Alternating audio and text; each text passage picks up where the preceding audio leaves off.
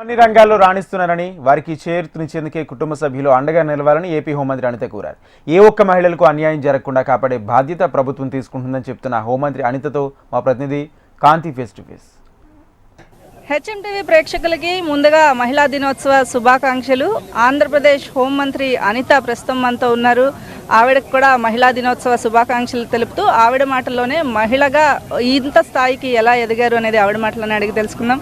Ma'am, ముందుగా మహిళా దినోత్సవ శుభాకాంక్షలు. థ్యాంక్ యూ అమ్మా. మీకు అంతర్జాతీయ మహిళా దినోత్సవ శుభాకాంక్షలు. మీ హెచ్ఎంటీవీ ప్రేక్షకులందరికీ కూడా మహిళా దినోత్సవ శుభాకాంక్షలు.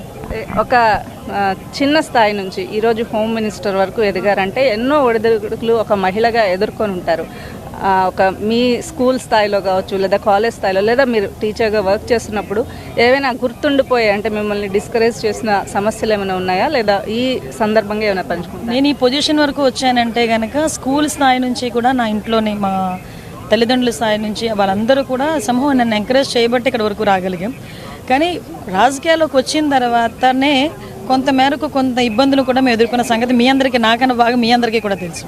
ఎందుకంటే చిన్నప్పటి నుంచి చదువుకునే విషయంలోని కానీ మమ్మల్ని చదివించారు, ఒక పీజీ వరకు చదివించటం, ఇంట్లో పిల్లలు కూడా నన్ను అంతే సపోర్ట్ చేయటం, అదేవిధంగా ఎన్ని ఒడిదుడుకులు వచ్చినా కూడా సమస్యను తట్టుకునే కెపాసిటీ మా ఇంట్లో మా తల్లిదండ్రులు నాకు నేర్పించటం, ఇవన్నీ ఒక ఎత్తు అయితే ఈరోజు సొసైటీకి ఏదో ఒకటి చేయాలి అన్న ఆలోచనతో ఈరోజు బయటకు వచ్చాం. బయటకు వచ్చిన తర్వాత ఇదే సొసైటీ మా మీద తిరిగి దండయాత్ర చేస్తూ ఉంటే ఒక్కొక్కసారి భయపడిన సందర్భాలు కూడా చాలా ఉన్నాయి.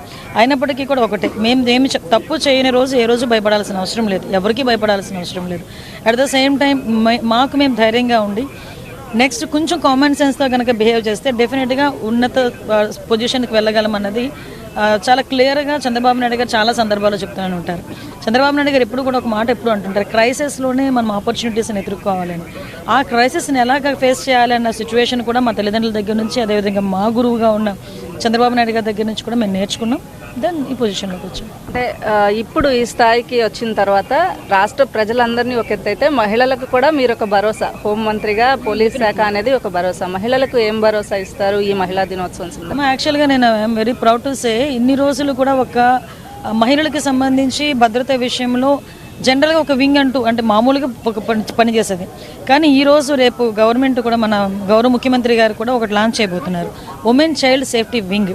సెపరేట్గా ఒక ఈగల్కి ఎలాగ సపరేట్గా వింగ్ ఉందో, సిఐడికి ఎలాగ సపరేట్గా వింగ్ ఉందో, అలాగే మహిళలకి కూడా ఒక సపరేట్గా ఒక వింగ్ని ఏర్పాటు చేసి ఈరోజు మహిళా సమస్యల గురించి పర్టికులర్గా శక్తి యాప్ను కూడా రేపు లాంచ్ చేయబోతున్నారు.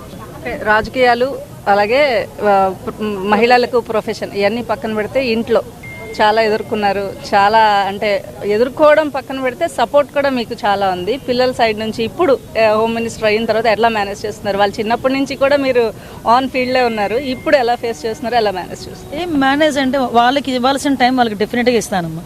పర్ డేలో వాళ్ళతో స్పెండ్ చేయాల్సిన టైము, వాళ్ళు నా దగ్గర ఉండేటప్పుడు కలిసి భోంచేయడం కానీ, కాసేపు కలిసి సినిమా చూడటం కానీ, వాళ్ళు తన ఏదైనా విషయం చెప్తే, మా పాప ఏదైనా విషయాలు చెప్తే అవన్నీ ఓపికగా వినడం కానీ, ఇవన్నీ వాళ్ళు ఇచ్చిన టైం వాళ్ళకి ఇవ్వాలి.